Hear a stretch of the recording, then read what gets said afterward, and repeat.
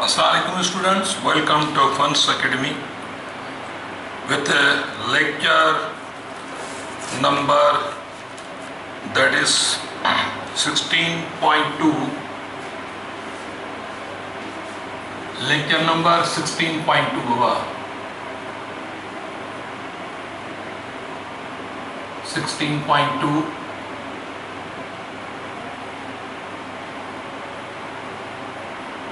second year physics. Okay, pre-entrance test. Our chapter number 16.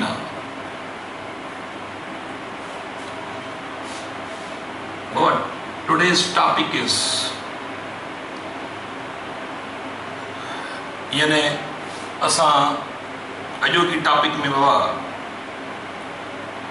Information यानी असा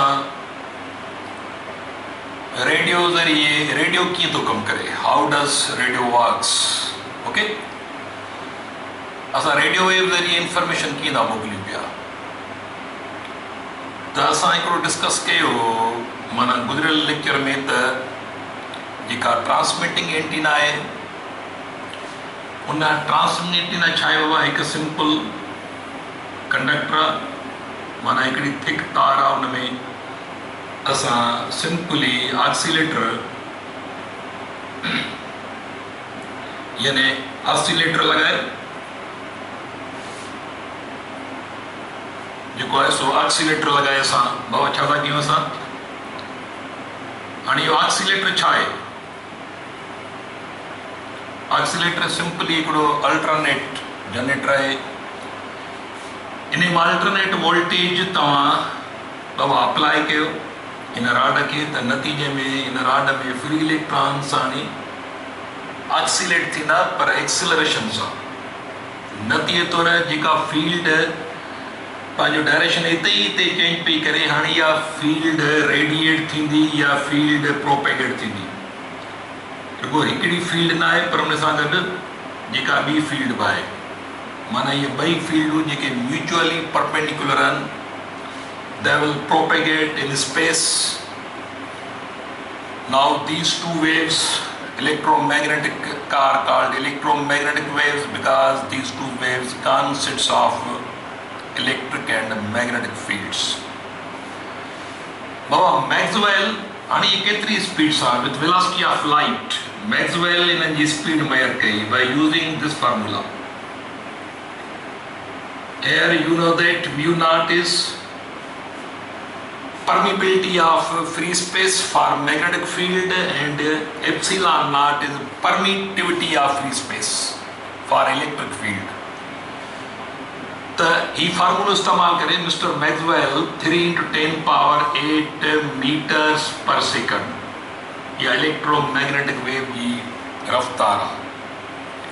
light में electromagnetic wave हर from radio wave to X-rays ये जो इलेक्ट्रोमैग्नेटिक स्पेक्ट्रम आहे जेको भी इलेक्ट्रो लाइट वेव्स उन खां पहिरियां रेडियो वेव्स उन खां पोइ तव्हांजूं microwaves infrared far infrared light ultra violet X rays microwave X rays खां पोइ वरी गामा रेज इन्हनि सभिनी जी सभई इलेक्ट्रोमैग्नेटिक वेव्स ऐं सभिनी जी स्पीड इहा साॻी आहे. त हाणे असां ही रेडियो वेव्स ये एक्चुअली जेके वेव्स निकितियूं ये रेडियो वेव्स आहिनि इलेक्ट्रोमैग्नेटिक वेव्स आहिनि पर इहो रेडियो वेव रेंज में आहिनि.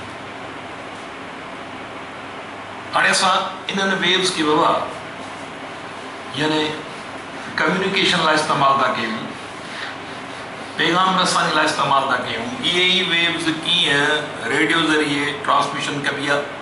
नशरियाती इदारा रेडियोस जंहिंमें FM रेडियोस बि आहिनि त AM रेडियोस बि आहिनि. इहे हाणे तव्हां कीअं था यानी पैगाम रसानी कीअं था कराए सघूं असां हुन ते थोरो डिस्कस कंदासीं. हाणे एक्चुअली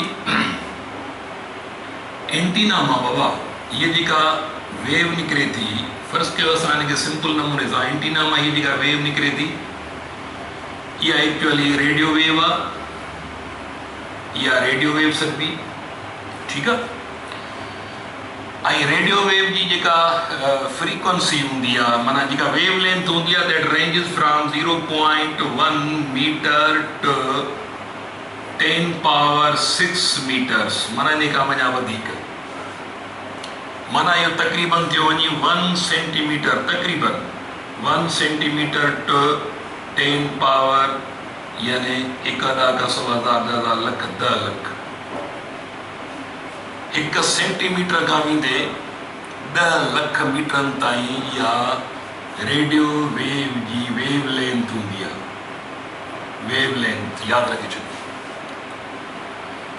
ताणी जेके बि इलेक्ट्रोमैग्नेटिक वेव्स हिन रेंज में आहिनि, उहे सभई जो सभई इलेक्ट्रोमैग्नेट, इहे सभई जो सभई रेडियो वेव्स आहिनि। इहे सभई इहे रेडियो वेव जी रेंज में आहिनि, जेका यानी लॉन्गेस्ट वेव लेंथ आहे। माना इलेक्ट्रोमैग्नेटिक स्पेक्ट्रम में जेका वॾे में वॾी वेव लेंथ आहे, उहा रेडियो वेव जी रेंज आहे। That ranges from 1 centimetre to 10 lakh metres, 1,10,000 lakh 10 lakh metre ताईं। हाणे इन रेडियो वेव में वरी इन जी कैटेगरीज़ आहिनि रेडियो वेव जूं। इन में हिकिड़ियूं लॉन्ग वेव्स आहिनि, लॉन्ग वेव्स, ऐं उन खां पोइ मीडियम वेव्स, शॉर्ट वेव्स, उन खां पोइ very high frequency, ultra high frequency. तव्हां ॾिसो त तव्हांजे मुख़्तलिफ़ टीवी रेडियोज़ में अहिड़े क़िस्म जा टर्म्स लिखियल हूंदा आहिनि, long waves, medium waves, short waves, very high frequency, ultra high frequency. इहे एक्चुअली समूरियूं छा आहिनि, रेडियो वेव्स जी रेंज में आहिनि। त किथे किथे असांखे मीडियम वेव कमी थियूं, किथे शॉर्ट वेव्स, किथे अल्ट्रा हाई फ्रीक्वेंसी, किथे वेरी हाई फ्रीक्वेंसी, किथे अल्ट्रा हाई फ्रीक्वेंसी। इहो पाण डिस्कस कंदासीं, पर इहो रेडियो वेव जी थोरी इंफॉर्मेशन ई तव्हां वटि इहा नोट करे छॾियो। शाबाश। भॻवान ॾिसो, जेका असां रेडियो वेव इस्तेमालु कंदासीं नशरियात लाइ, ट्रांसमिशन लाइ, ताणी ज़ाहिर आहे इहा रेडियो वेव असांखे रिसीव बि करणी आहे असांजे रेडियोज़ में। असांजे घर में रेडियो सेट्स आहिनि, ऐं उन रेडियो सेट्स में ॾिसो छा हूंदो आहे, हिकिड़ियूं एरियल्स हूंदियूं आहिनि। इहे एरियल्स हूंदियूं आहिनि, तक़रीबन 1 मीटर लॉन्ग एरियल हूंदी आहे रेडियो में। हीअ रेडियो आहे तव्हांजो घर में, हीअ घर में रेडियो आहे, फ़र्ज़ु कयो हीअ रेडियो आहे घर में। हिन में ॾिसो त एरियल निकितल हूंदी आहे। हीअ एक्चुअली असांजो ओल्ड सिस्टम आहे, जेके रेडियो जिन में एरियल इस्तेमालु थींदी, कोर्स मुताबिक़ असांखे उनखे सम्झणो आहे। त हीअ 1 मीटर जी लॉन्ग एरियल हूंदी आहे, या फोल्डिंग एरियल हूंदी आहे। हिनखे मथे छिकबो आहे, हिनखे घटि बि कबो आहे। जेकर तव्हां हिनखे हेठि था करे छॾियो, तॾहिं बि एरियल मौजूदु आहे। त अहिड़े क़िस्म जूं एरियल्स 1 सेंटीमीटर खां शुरू थींदियूं आहिनि। 1 सेंटीमीटर खां इहे 1 मीटर ताईं तक़रीबन प्रैक्टिकली इहे ई मौजूदु हूंदियूं आहिनि, इहे एरियल्स। ओके।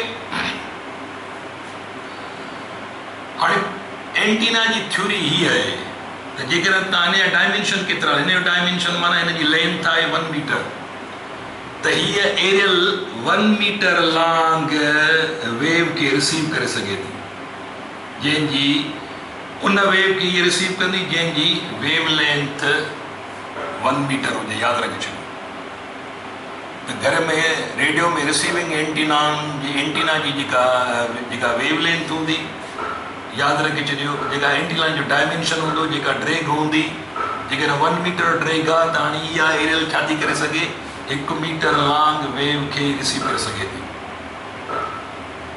इहो ज़हन में रखो। पर एंटीना रेडियो स्टेशन तां जेका वेव असां ख़ारिज करायूं था, जेका वेव असांजी निकिरे थी, इहा वेव असांखे इहा वेव 1 सेंटीमीटर खां हूंदी आहे 10 लख मीटरनि ताईं, अञा वधीक। पर इन खे असांजी फ़र्ज़ु कयो असां हिकिड़ी वेव ख़ारिज कराई आहे जेका तमामु वॾी वेव लेंथ वारी आहे, जंहिंजी वेव लेंथ फॉर एग्ज़ाम्पल हिन जी वेव लेंथ आहे फॉर एग्जांपल इन जी वेव लेंथ आहे फॉर एग्जांपल जेकॾहिं यानी 1000 मीटर आहे जेकॾहिं इन जी वेव लेंथ त पोइ हीअ वेव कहिड़ी एंटीना रिसीव कंदी जंहिंजी ड्रैग बि 1000 मीटर हुजे उहा एंटीना यादि रखे छॾियो इनखे रिसीव कंदी 1000 मीटर वारी जेका वेव आहे जेका ख़ारिज थिए थी इनखे हाणे कहिड़ी एंटीना रिसीव कंदी उहा एंटीना जंहिंजी लेंथ बि 1000 मीटर हुजे त प्रैक्टिकली इहे एतिरियूं डिघियूं एंटीनाऊं असांजूं पॉसिबल न आहिनि त 1000 मीटर डिघियूं एंटीनाऊं ठाहियूं या 10000 मीटर डिघी एंटीना ठाहियूं त पोइ असांखे छा करिणो पवंदो इहा जेका निकिरंदड़ वेव आहे इन जी वेव लेंथ खे शॉर्ट करिणो आहे एतिरो शॉर्ट कयूं त जीअं असां प्रैक्टिकली असां हिननि खे इस्तेमालु करे सघूं रिसीव करे सघूं त हाणे इहा रेडियो वेव जेका आहे हिन रेडियो वेव खे बाबा हिन रेडियो वेव खे असां हिकु प्रोसेस मां गुज़ारींदासीं जेका एंटीना हीअ असांजी एंटीना आहे हिन एंटीना मां असां छा कंदासीं हिकिड़ो यानी हीउ जेको तव्हां वटि ऑक्सीलेटर आहे इन ऑक्सीलेटर में असां हिकिड़ो यानी पुर्ज़ो लॻाईंदासीं हिकिड़ो डिवाइस जेको इन्हनि पल्सिस खे इन्हनि पल्सिस जी फ्रीक्वेंसी हाई कंदो नतीजे तौरु निकिरंदड़ वेव जी फ्रीक्वेंसी हाई थी वेंदी हाणे निकिरंदड़ वेव जी फ्रीक्वेंसी असांखे हाई करण लाइ माना हाणे इहा फ़र्ज़ु कयो हीअ रेडियो वेव आहे जंहिंजी असां फ्रीक्वेंसी इंतिहाई हाई करे छॾी आहे फ्रीक्वेंसी हाई थींदी त वेव लेंथ शॉर्ट थींदी हाणे फ़र्ज़ु कयो हिन जी वेव लेंथ हींअर 1 मीटर आहे फ़र्ज़ु कयो केतिरी आहे वेव लेंथ बाबा 1 मीटर वेव लेंथ आहे कैरियर वेव जी वेव लेंथ फ़र्ज़ु कयो जंहिंजी 10000 मीटर वेव लेंथ थी हाणे हिनखे असां हिन जी वेव लेंथ शॉर्ट करे छॾियो हाणे हीअ असांजी कम जी वेव आहे इन हाणे रेडियो वेव खे चइबो कैरियर वेव पर इनखे किथां गुज़ारियो अथऊं इहा पोइ हिते कहिड़े अमल मां गुज़री आई ट्रांसलेटिंग शिफ्टिंग वारे अमल में छा में हुआ ट्रांसलेटिंग शिफ्टिंग यानी ट्रांसलेटिंग शिफ्टिंग छा आहे translating shifting translating shifting is a process it is a process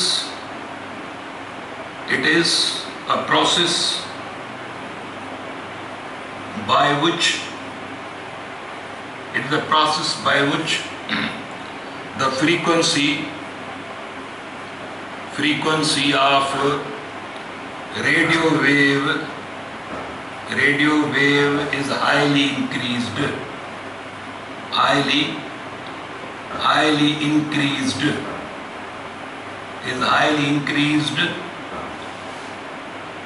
in result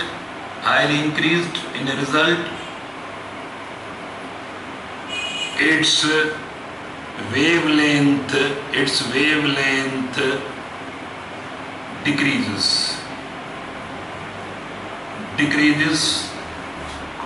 so that it can be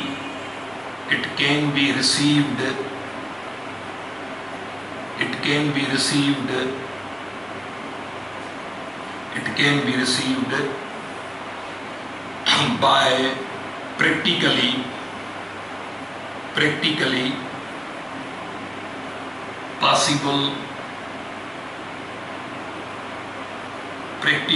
possible receiving antennas ठीक है by practically possible receiving antennas जेके practically असां possible antenna जेके ठाहे सघूं था त असां एक्चुअली इन कैरियर वेव जंहिंजी वेव लेंथ तमामु लॉन्ग हुई फ़र्ज़ु कयो 1000 मीटर हुई त हाणे हिनखे रिसीव करिणो आहे त 1000 मीटर जी एंटीना खपे असांखे रिसीविंग एंटीना जेका प्रैक्टिकली पॉसिबल न आहे हाणे हुनखे छा कबो ट्रांसलेटिंग शिफ्टिंग माना रेडियो वेव जी फ्रीक्वेंसी हाई कंदासीं त जीअं वेव लेंथ शॉर्ट थी वञे हाणे हिन एंटीना मां हीअ वेव इलेक्ट्रोमैग्नेटिक वेव ई आहे, इहा निकिरे थी, इन जंहिंजी फ्रीक्वेंसी असां हाई कई आहे। हाणे हिनखे यूज़ कबो माना ट्रांसमिशन लाइ, नशरियात लाइ। इनखे सॾिबो carrier wave. Now this is called carrier wave. Carrier wave, carrier wave with constant, with high frequency and constant amplitude,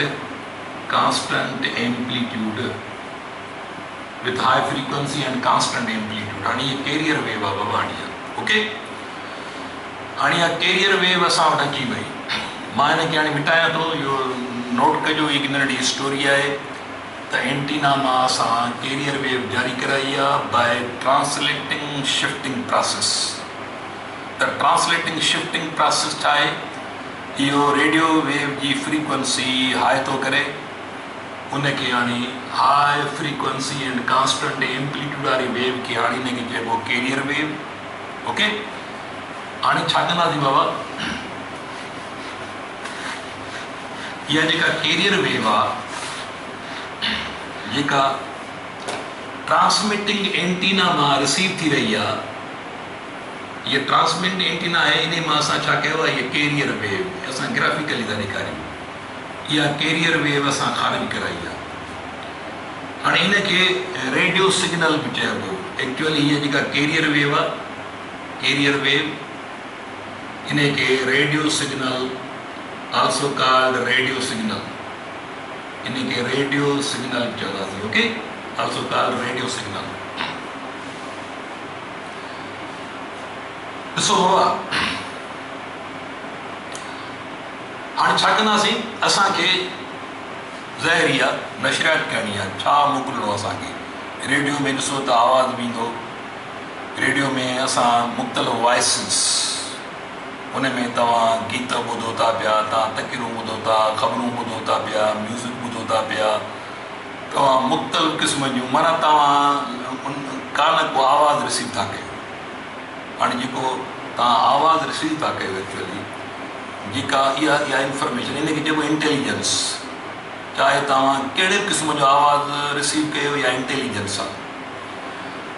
हाणे इंटेलिजेंस, मिसाल इंटेलिजेंस किथां थी अचे? मां ॻाल्हायां थो, मुंहिंजो आवाज़ तव्हां ताईं पहुचे थो, इहा इंटेलिजेंस आहे। मां ॻायां थो, स्पीक थो कयां, इहा इंटेलिजेंस आहे। तव्हां माना आवाज़ पहुतो, माना इंटेलिजेंस पहुती। ओके, हाणे मां ॻाल्हायां थो माइक में, रेडियो स्टेशन ते माइक पई आहे, ॿुधंदड़ वेठा आहिनि हुते, ॻाल्हाईंदड़ आहिनि। हाणे मां फ़र्ज़ु कयो मुंहिंजे हथ में माइक आहे। हाणे इहो माइक में हिकिड़ो औज़ार आहे, ट्रांसड्यूसर। छा सॾिबो आहे इहो? माइक में औज़ार आहे, हिकिड़ी माइक आहे। हाणे हिन में इहो माइक आहे, फ़र्ज़ु कयो त हिन में ई इहो ट्रांसड्यूसर आहे। ट्रांसड्यूसर, हिनखे ट्रांसड्यूसर, इहो ट्रांसड्यूसर छा थो करे बाबा?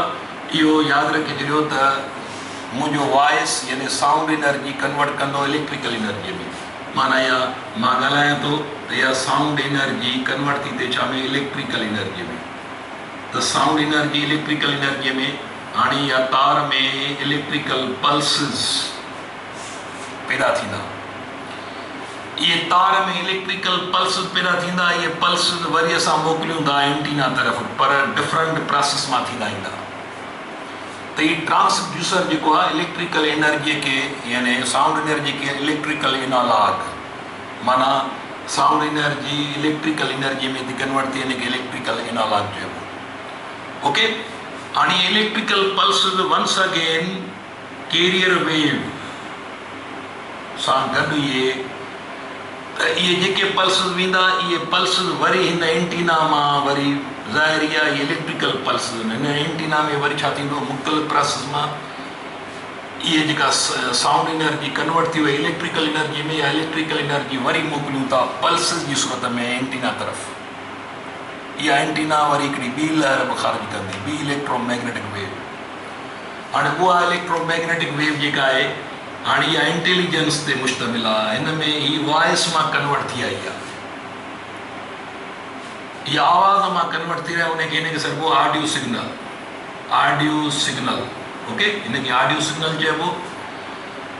त साउंड एनर्जीअ खे जेको बाबा ट्रांसड्यूसर आहे, हिते ट्रांसड्यूसर आई, माइक माना या ट्रांसड्यूसर आहे, ट्रांसड्यूसर हिनखे इलेक्ट्रिकल एनर्जी में तो कन्वर्ट करे, या इलेक्ट्रिकल एनर्जी पल्स जी सूरत में मुख़्तलिफ़ मरहलनि मां गुज़ारे वरी एंटीना तरफ़ था मोकिलियूं, एंटीना वरी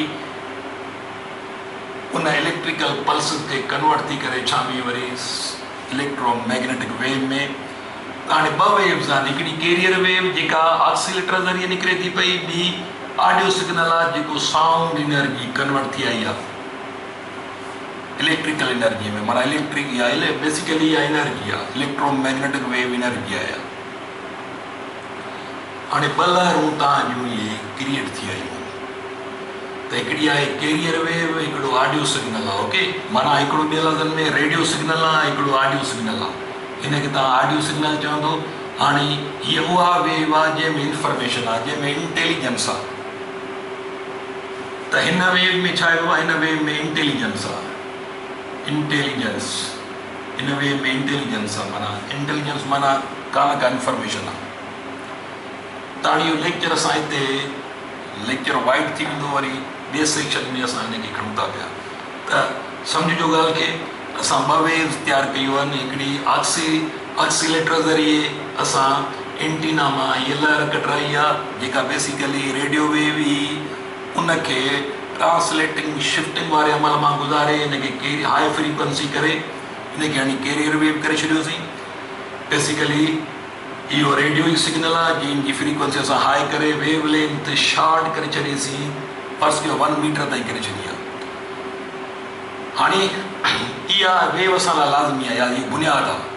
हाणे असां ॻाल्हायूं था, माइक में ॻाल्हायूं था, मुंहिंजो आवाज़ु माइक जेको ट्रांसड्यूसर आहे उहा ट्रांसड्यूसर कन्वर्ट थी करे साउंड एनर्जी खे इलेक्ट्रिकल एनर्जी में इलेक्ट्रिकल पल्सिस वञनि था एंटीना तरफ़, एंटीना वरी इन्हनि इलेक्ट्रिकल पल्सिस खे कन्वर्ट थी करे अगेन इलेक्ट्रोमैग्नेटिक वेव में इहा लहर बि निकिरे थी। हाणे ॿई लहरूं गॾिजी निकिरंदियूं, त हिकिड़ी लहर आहे ऑडियो सिग्नल, ॿी लहर आहे रेडियो सिग्नल।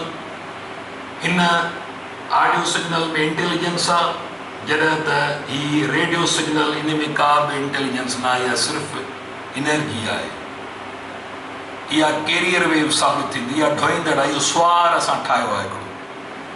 ठीकु आहे, त असां इन खां पोइ नेक्स्ट लेक्चर में सम्झूं था त अॻिते छा करिणो आहे। तेसिताईं पंहिंजो ख़्यालु कजो। अल्लाह हाफ़िज़।